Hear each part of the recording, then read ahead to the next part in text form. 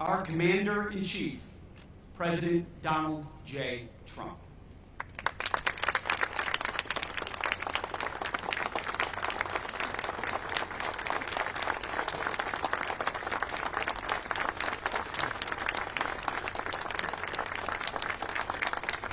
Thank you very much, everybody.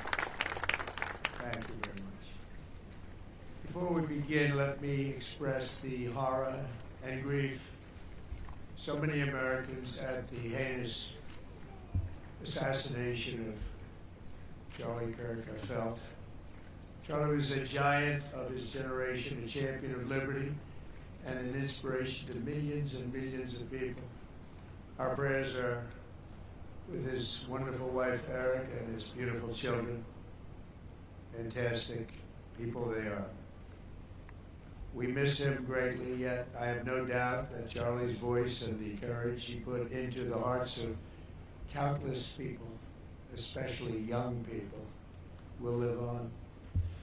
I'm pleased to announce that I will soon be awarding Charlie Kirk posthumously the Presidential Medal of Freedom. The date of the ceremony will be announced, and I can only guarantee you one thing, that we will have a very big crowd. Very, very big. Thank you, my fellow Americans. 84 years ago, this morning, the banks of the Potomac were filled with the clamor of construction workers who broke ground on the building, now known as the Pentagon, on September 11th, 1941. At the time, it was the biggest building ever built. From that moment forward, this structure stood as a monument to American strength, power, and cherished American freedom. Exactly 6 decades later, on September 11th, 2001, those same walls, built with the sweat and muscle, blood of our parents and grandparents, were scarred by flame and shaken by terror as our country came face to face with pure evil. On that fateful day, savage monsters attacked the very symbols of our civilization. Yet here in Virginia, and in New York, and in the skies over Pennsylvania, Americans did not hesitate. They stood on their feet, and they showed the world that we will never yield, we will never bend, we will never give up, and our great American flag will never, ever fail. That terrible morning 24 years ago, time itself stood still. The laughter of school children fell silent. The rush of our traffic came to an absolute halt.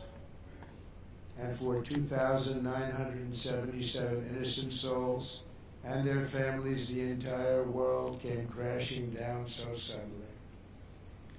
In the quarter of a century since those acts of mass murder, 9/11 family members have felt the weight of missed birthdays and empty bedrooms, journals left unfinished, and dreams left unfulfilled.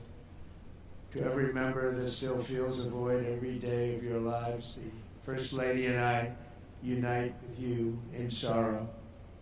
And today, as one nation, we renew our sacred vow that we will never forget September 11th, 2001.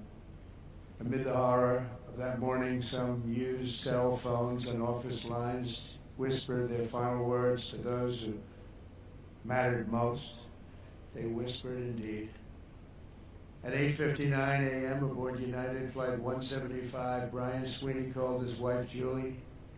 He told her, "Do good, go have good times. I totally love you. I'll see you again. I'll meet you up there." 4 minutes later, his plane hit the south tower of the World Trade Center. At 9:12 a.m. aboard American Airlines Flight 77, Renee May called her mom. Just the day before, Renee had learned that she was 7 weeks pregnant, but she never got the chance to share the news. She simply said, "I love you, Mom." 25 minutes later, Renee's plane struck the Pentagon. So violent a strike it was. at 9:53 a.m. aboard United Flight 93. Elizabeth Wayneo called her stepmom. They're getting ready to break into the cockpit. What do? I love you so much. They're going to break in. 10 minutes later, Flight 93 ended in the hallowed field near Shanksville, Pennsylvania. At 10:25 a.m., Tom McGinnis was trapped on the 92nd floor of the North Tower when he told his wonderful wife, Elena, on the phone, there are people jumping from the floors above us. We get out of here, it'll be a total miracle. I love you, darling. Take care of Caitlin, beautiful daughter. 3 minutes later, the tower fell. Out of the ash, we witnessed the awesome power of that incredible love. We've seen it rise again. Out of the wreckage, we watched unbelievable courage suddenly take form. And out of the darkness, we saw the timeless truth of American character shine for the world to see. In America, we take blows, but we never buckle. We bleed, but we do not bow. And we defy the fear, endure the flames, and emerge from the crucible of every hardship stronger, prouder, and greater than ever before. Last year, we were a dead country. Now we have the hottest country anywhere in the world. In New York, there were heroes like Chuck Costello, a 46-year-old elevator mechanic, and a member of the Knights of Columbus. He selflessly ran into the World Trade Center to free people trapped in the elevators. His body was not found until the following January, deep under the debris. While going through his belongings, Chuck's widow, Mary, a phenomenal woman, discovered a personal prayer written in his own words, "Help me to light the way for those in the dark, and when I enter the darkness, let me not panic, but patiently wait to remember the light." Beautiful words. When the time came, Chuck ran boldly into the darkness of hell on earth, and now he shines in the light of heaven above. We remember him this morning. That day we learned that the American heroic spirit was all around us. We saw it in the police officers, the great firefighters, the service members here at the Pentagon, and in the hearts of every American who answered history's call. One such hero was Army Sergeant First Class Steve Workman, who was on the edge of the impact zone when this incredible Pentagon was hit. He was right there. After leading hundreds of people to escape routes, Steve turned back and plunged into the inferno itself. Pushing through the debris, he came upon a severely burned Navy lieutenant, the only survivor from the Navy Command Center. Only one. The wounded lieutenant looked into Steve's soul and said, "Don't let me die." Steve replied, "I won't. I've got you. Just hang on." He wheeled the lieutenant out of the wreckage of the back of a maintenance cart before getting in the ambulance and taking him to Walter Reed Hospital. That man Steve saved, Lieutenant Kevin Schaefer, went on to join the elite team of CIA operatives who located Osama bin Laden. Steve, you're an American hero. We appreciate it. We appreciate what you've gone through. Please stand.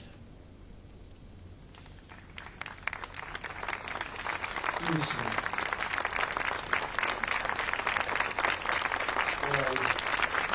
Good looking man. What a good looking guy. You remember that day. You remember that day. Good. Thank you very much, Steve. That was something. That was something. In the years that followed, America's warriors avenged our fallen and sent an unmistakable message to every enemy around the world If you attack the United States of America, we will hunt you down and we will find you. Go all over this sometimes magnificent earth. We will crush you without mercy and we will triumph without question. That's why we named the former Department of Defense the Department of War. It will be different. We won the First World War. We won the Second World War. We won everything before that and in between. And then we decided to change the name. Well, now we have it back to where we all want it. Everybody wanted it. Everybody is so happy to have it back. You will fail and America will win, win, win. The enemy will always fail. 24 years have passed since that Tuesday morning in September, and an entire generation of Americans have come of age in a totally different world. While they cannot remember the agony of that day, they are carrying on the legacy of those who lost. Around 8:30 a.m. on the morning of the attacks, Army Lieutenant Colonel Kip Taylor sent an email to his friends and family describing the joys of fatherhood and his excitement for the upcoming birth of his unborn son. He wrote, after you have kids, there are days that you just get going and you say, "Hi, honey, I'm home." What we do until that moment pales in comparison, but just that little statement, "Hi, honey," so American, so beautiful. But that's really the point of it all, isn't it? An hour after he sent that email, Flight 77 flew into Colonel Taylor's Pentagon office and claimed the life of a very proud father and true patriot. 6 weeks later, on October 25th, 2001, Colonel Taylor's son, Luke, was born. Luke then tragically lost his mom to cancer when he was just 2 years old, leaving him to be raised by his father's brother. As a young boy, Luke asked his uncle about the folded flag on the bookshelf, and when he learned about his dad's decades of devotion to the Army and the horrors of September 11th, that's when he learned. Luke carried that memory with him and joined the ROTC as a college freshman. He graduated just last year, and I'm pleased to say he is with us today as a second lieutenant and doing very well. He's rising quickly in the infantry, preparing for Army Ranger School. The spitting image of his dad, they say, Luke says that every time he puts on a uniform, he feels connected to his father and to our country. But it was a father he never knew. Luke, your parents are together in heaven, and they could not be prouder of the man that they have produced. They produced you. Those two great people produced you. Luke, please stand.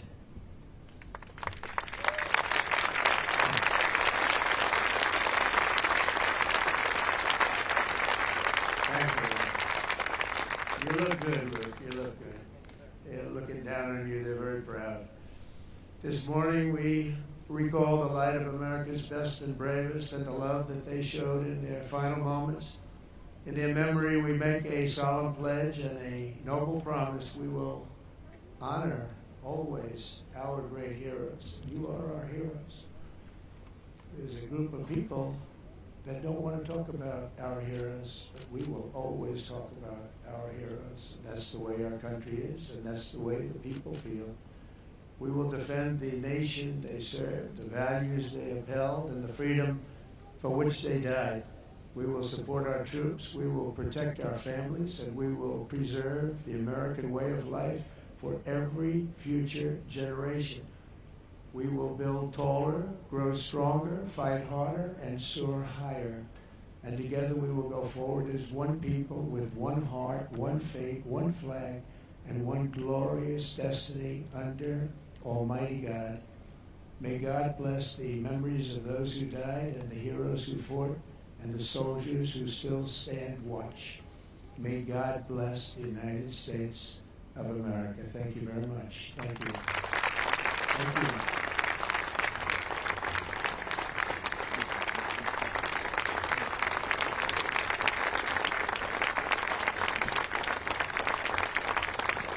Ladies and gentlemen, please remain standing for the singing of God Bless America.